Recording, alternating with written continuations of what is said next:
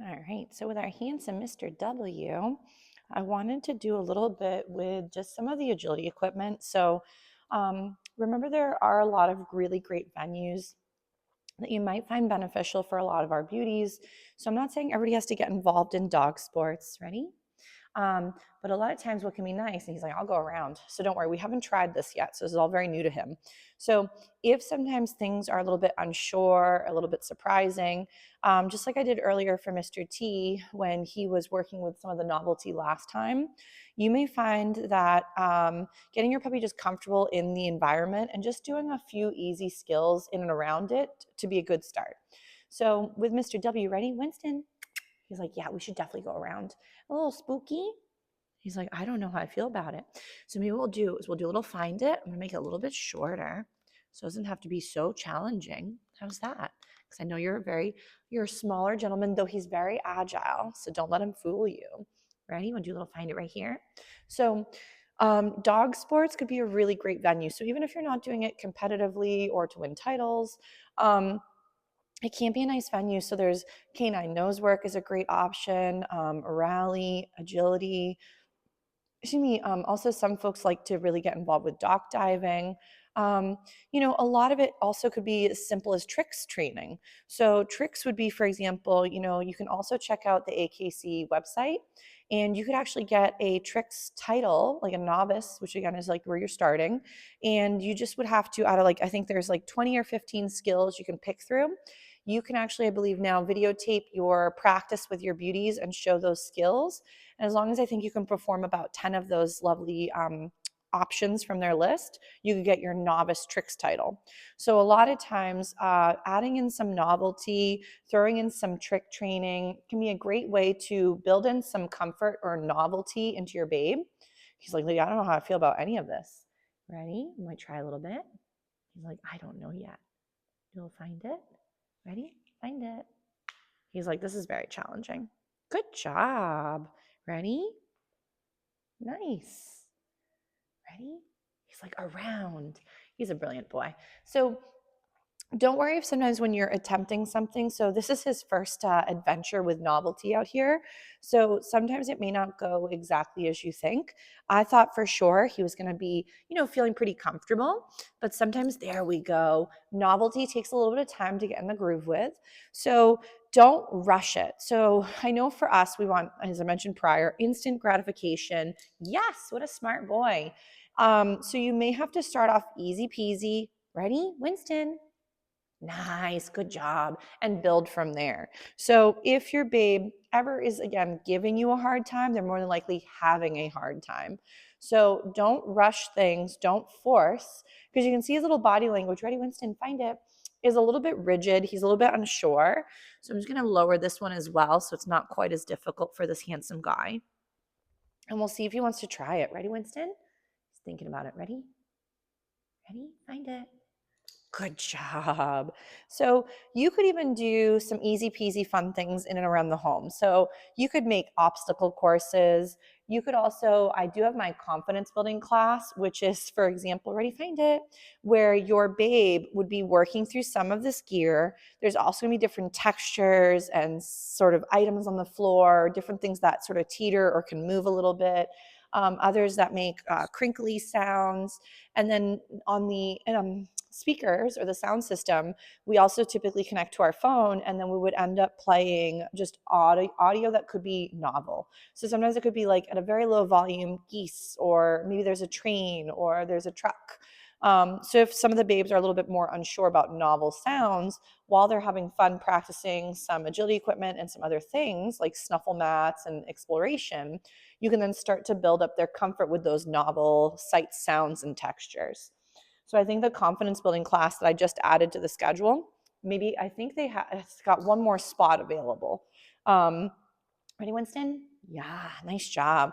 So, and I'm not doing this as in like competitive agility. Like, again, I don't teach agility.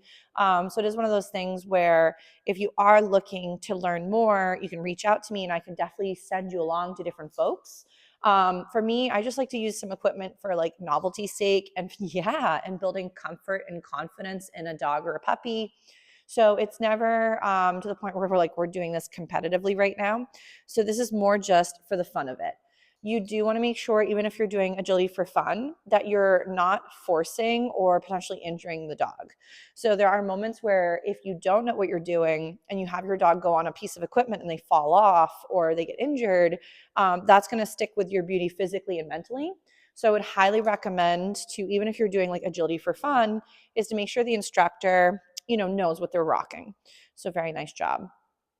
So I don't have very many pieces of equipment that are sort of more adventurous. So like I don't have a big A-frame, and I don't have like a teeter, and I don't have, for example, some of these other bigger pieces of equipment. So that might be where, if you are building those skills in, they would show you the right way to do it. So yes, there's much less likelihood of your pup getting injured while trying those items. Because again, when they start to run the course, that's when problems can happen if they don't have the right skill set while going slow. So ready, Winston, come. He's like, hold on, lady, there's smells. So if I lose him a little bit to the environment, yeah, ready? He's like, no, he's on to me. I put a little something off in the distance that's a chew, and he's smelling and wafting. So this is where canine nose work might be really up his alley. Nice job, sir. Because with that program, the dogs don't even have to be like, again, he does great, but then there's some dogs that are more sensitive around new dogs.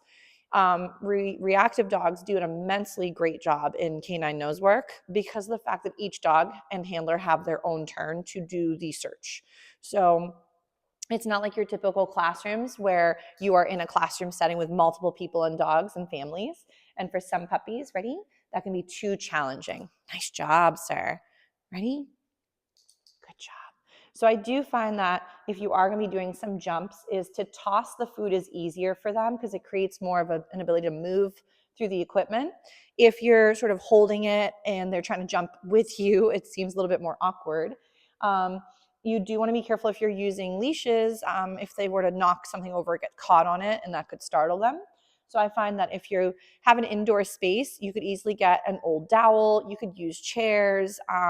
There's even some really nice cavaletti equipment, which comes in typically cones or some sort of little sort of area where you would put your poles through.